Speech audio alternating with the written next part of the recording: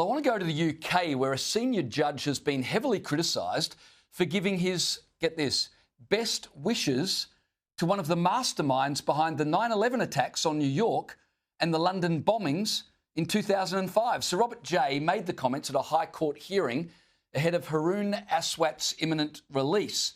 This is a man who was sentenced to 20 years jail in the US for admitting to helping set up a terrorist training camp in Oregon. He was deported to the UK after serving just 7 years and is now being released, having served just half of his sentence. The judge apparently told Aswat, quote, "It could not have been too pleasant being in American custody all that time.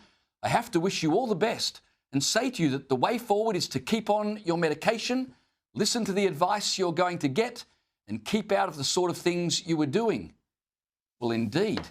Joining me now from London is GK News host Patrick Christys. Patrick, if that judge is not immediately sacked, there's something very, very wrong.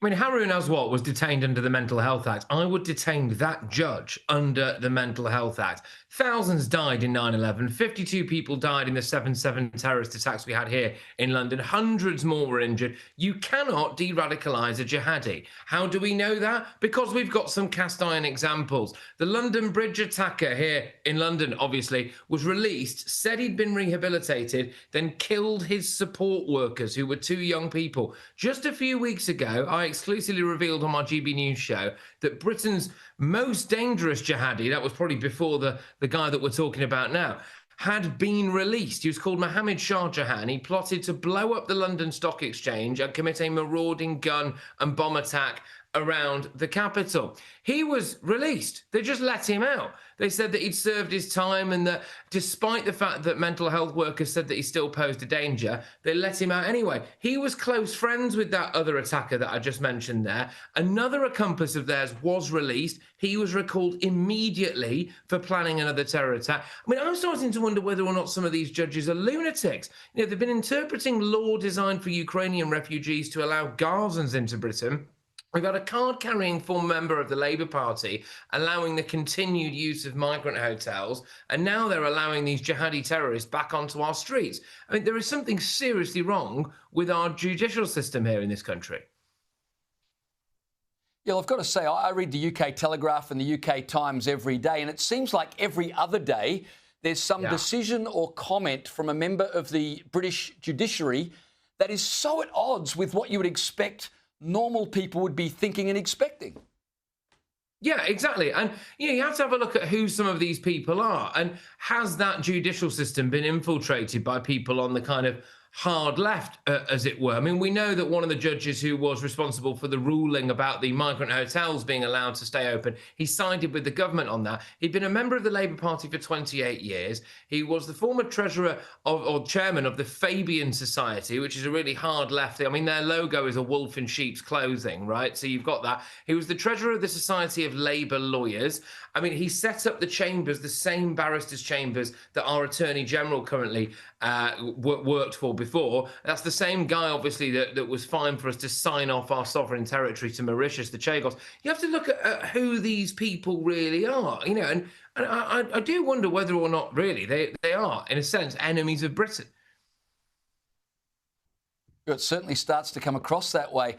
Speaking of enemies of Britain, the African Union is reportedly set to demand what it calls meaningful reparations. You can read into that what you will, from former colonial countries, including the UK. African leaders argue that Britain, which once controlled a quarter of the continent, is guilty of historic crimes and Africans must be compensated. They're currently working on what I would call a shopping list of reparations for slavery. Patrick, I think there's a lesson here, is there not? When the West turns on itself, we shouldn't be surprised when everyone else turns on the West as well. Yeah, absolutely. And I mean, they can swivel. I'll just say that straight away.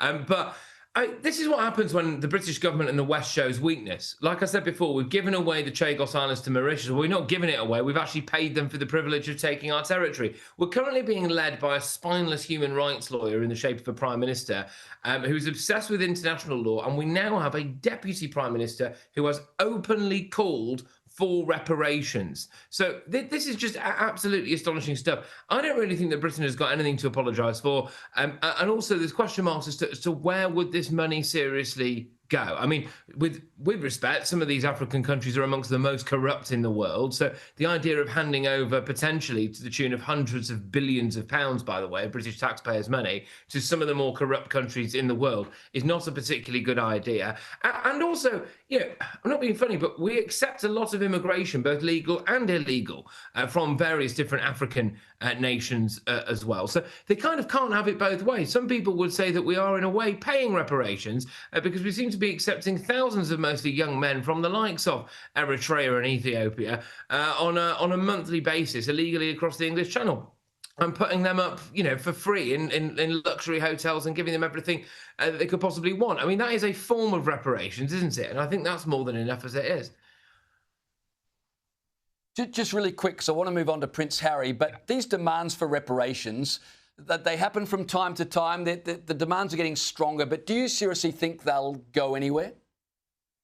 They can't. I mean, seriously, if this government is already on the brink in this country, if they decide to give away British taxpayers' money when we are being asked to pay the highest tax burden ever here now, I honestly think you will just have, I'll stop short of saying riots, obviously, I don't want to incite anything, but I mean, there'll be massive protests on the streets. The government would have to go. It will be lunacy.